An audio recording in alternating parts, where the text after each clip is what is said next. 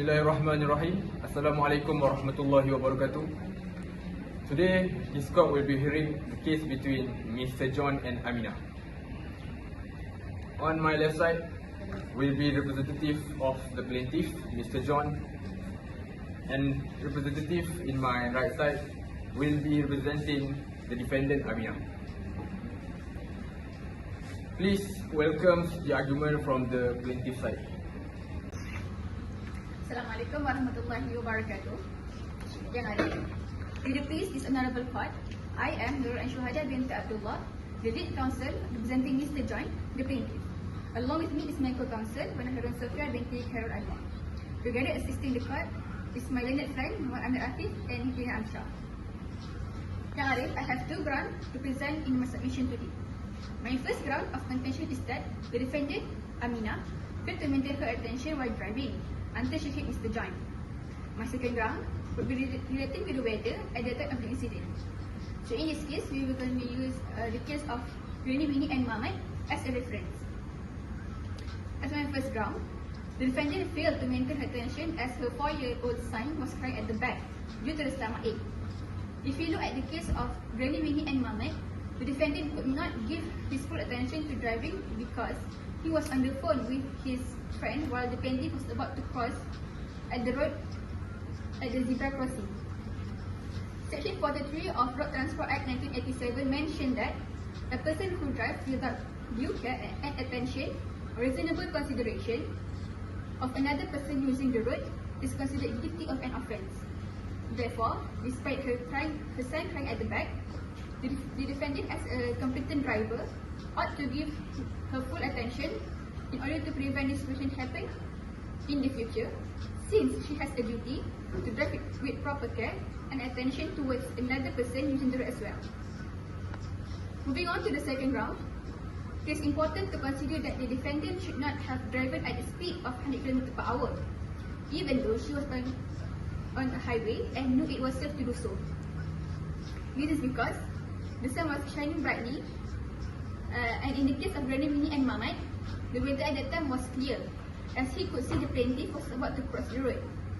In contrast to the present case, the weather was not ideal for a lengthy hour of driving, because it could impair the driver's vision. Because of the poor weather, the defendant should drive cautiously while maintaining certain speed limit. Although the maximum speed on the highway is 110 km per hour, she should go not faster than 100 km per hour as a safety measure in case something unexpected happens while she is driving. Furthermore, compared to the Produa River that he drove in the Granny, Winnie and Muhammad cases, 100 km per hour is swift for her car, the Honda City. That's all from me. Thank you. Yang Arif, if it pleases this honourable court, I am Wan Karen Sofia, Junior Counsel, representing Mr. John, the plaintiff. Along with me is my senior counsel, Nur Anshuhada. Together assisting the court in the present case are my learned friends, Muhammad Amir Afif and Hikmah Amshah. Before that, let's just take a look at this matter from a bigger landscape of perspective, where we from the appellant side respectfully support the argument on two grounds. And before we delve deeper, a situation for us to think together is first, if there is party A and party B on the road, does one owe a duty of care in being a responsible driver to the other? Therefore, my first ground of contention is that the defendant, Aminah, has completely failed to fulfill her duty of care to other users on the road. Why do I say so? It's because as a driver on the road, Aminah had a duty to drive responsibly and be aware of her surroundings. Her primary focus should have been on the road and other vehicles or pedestrians in distress like our client Mr. John, rather than hurrying home due to her son's condition.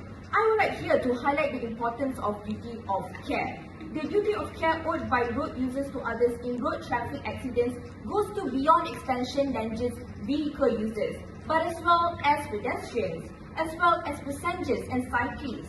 And they have a duty to take reasonable care to avoid causing damage to others using or present on the highway. In reference to the case of Granny, Winnie and Muhammad, as the defendant was held guilty for such offences. First, is Granny Winnie considered as a road user? Yes, she does, even though she was merely just a pedestrian. Second, does Muhammad owe a duty of care to Granny Winnie to not cause such injury on her due to his reckless driving? Yes, because it is his responsibility to be aware of the surrounding while driving on the road. Does this ring a bell towards the same case as Mr. John and Aminah? Again, yes, because Aminah should uphold her responsibility to drive carefully on a highway as there are any possibilities that are bound to happen. Moving on to my second ground. Supporting my first contention, let me ask the defendant's side. What type of car was being used on the day that the incident happened? A Honda City, right? Now let's take a look at the performance-wise of Honda City. In gear, acceleration is particularly strong at 60 km/h above. And we're talking about Aminah was driving at 100 km/h. Therefore, it provides ample power and pace for overtaking. At full belt, the CVT consistently maintains engine revs between 4,000 to 6,000 RPM, building a high pace all the way to 140 km/h. What does this signal? Nothing else but to conclude that the fact Aminah was indeed driving at a dangerous speed when taking account into the specs of the car used at the time being.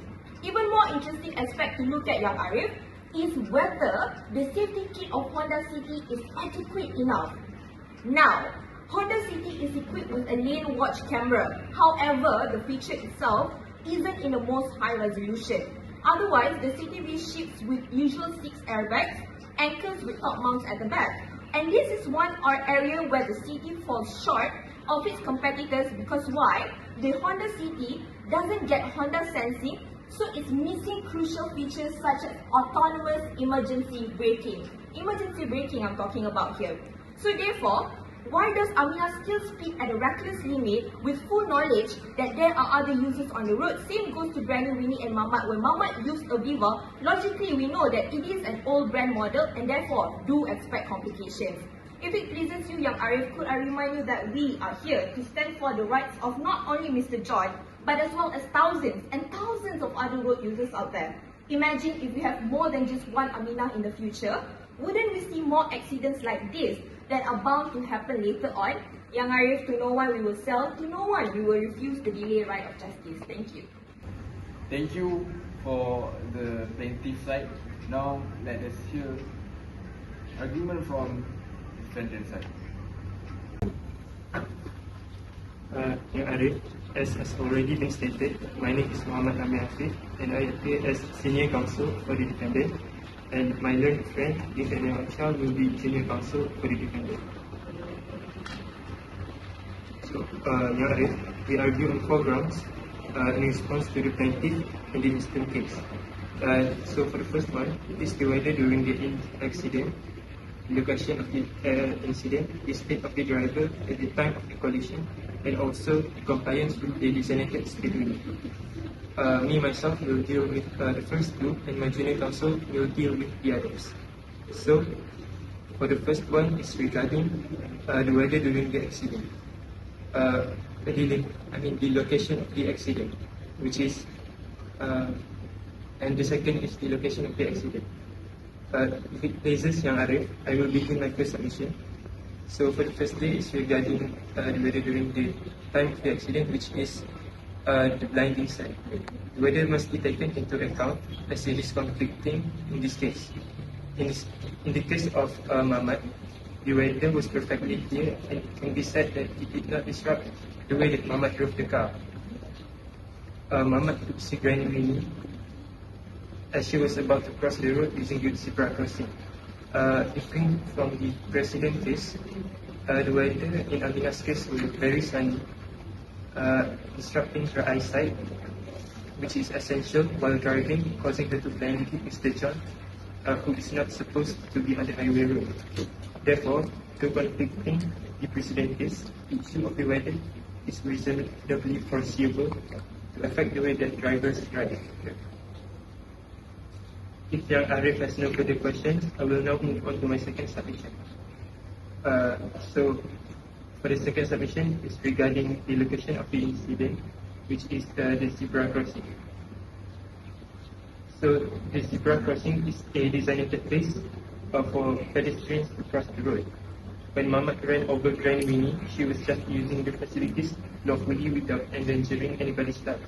On top of that, Muhammad was indeed negligent for speeding at a designated place for people to cross the road. The material facts of the precedent case are totally distinguishable from the scenario as Aminah is driving on the highway when the accident occurs. Highway is meant to be used as a transportation for people to move from one place to another. Therefore, it is foreseeable that the highway user will be speeding at the side road, and it is unreasonable for any other user to appear on the road. So, Yang Arif, it is for these reasons, and also those given by my junior counsel, that I urge you to dismiss the case. If Yang Arif has no further questions, that concludes my submission. Assalamualaikum warahmatullahi wabarakatuh.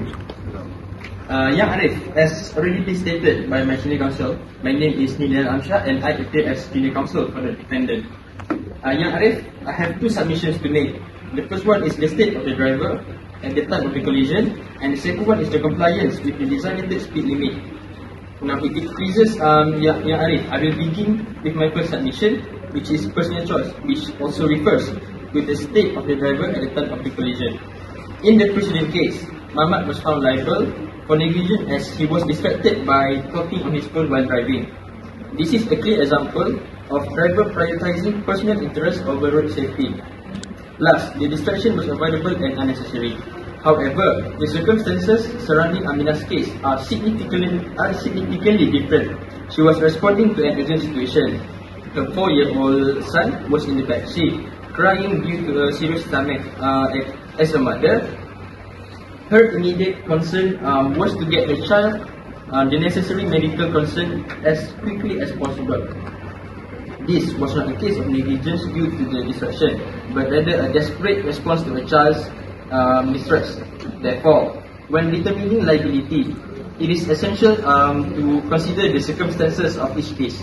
Aminah's actions were not born out of negligence, but out of a desperate need to help her child. This distinction sets her apart from Muhammad's case and should be taken into account in her defense. If Yang Arif has no further question, I will now move to my second submission, which is driving unlawfully, which also refers to the compliance with the designated speed limit. In the case of Granny Winnie against Muhammad, it was found that Muhammad was driving unlawfully at the time of the accident, as he had exceeded the speed limit for that particular area. This is due to the fact that when the driver approaches a zebra crossing, the enforced speed limit is usually 30 km per hour, as we all know. Clearly, he was driving beyond the speed limit set by the authorities, which subsequently endangers others who might be using that zebra crossing. However, the circumstances of the current station can be differentiated from the precedent case because Aminah did not exceed the highway speed limit when driving at 100 km per hour. The speed limit prescribed for highways is 100 km per hour. Therefore, we conclude that Aminah did not commit an offence prescribed under Section 69 of the Road Transport Act, as she was driving lawfully within the speed limit prescribed by the authority at the time. Ya Arif, it is for this reason and my senior counsel and I would urge you to dismiss this case. Thank you. Now, Yang Arif, we would like to submit our rebuttal points on the miscompliance grounds stated by my learned friend from the other bench just now. In his argument, it was mentioned again and again that Aminah should be dismissed on the notion that it was a matter of emergency response as a mother attending to her sick child. However, Yang Arif, doesn't that only highlight on the fact that she is a selfish road user that disregards the safety of other lives out there and therefore should be given a leeway for not obliging to the guidelines stated by Road Transport Act? We are not talking about one single life here of Mr. John, but hundreds, thousands of lives out there which could have potentially become a victim like our appellant here. Furthermore, our stance is strong and solid in reference to the case of Granny Winnie and Muhammad because it clearly emphasizes on the importance and responsibility of everyone, including Mr. John and Aminah, to be a responsible road user. We can talk about whether it was sunny or rainy, location of the incident, highway or rural area, or the level of emergency situation here. However, at the end of the day, if you use the road, you are still a road user, and I am here to uphold justice for Mr. John and other road users out there to oblige, to comply to our Road Transport Act, as no one is above the law. Thank you. Next, we would like to submit our rebuttal points on the misguided grounds stated by my learned friend just now. In her argument, she was referring to the case of Granny Winnie and against Mamat, in which my senior counsel and I find it is irrelevant to use such circumstances. Mamat during that particular time was busy talking to his friend on his handphone, whereby Aminah was dealing with emergencies. This clearly indicates that he was not up to something urgent, unlike what happened in Aminah's case. Young Arif, it is unfair to impose liability towards Aminah, as she was dealing with such difficulties that had resulted her to hit Mr. Johan. As a reasonable person, we believe that anyone would have done the same, or even worse, in dealing with such emergencies. And in Aminah's case, even with all the trouble she had to manage, she was somehow still able to drive lawfully and not exceeding the limit. Therefore, my senior counsel and I respectfully disagree with the grounds submitted by my learned friend. Thank you. Members of the jury, you have heard all the testimony concerning this case. That's all. Thank you.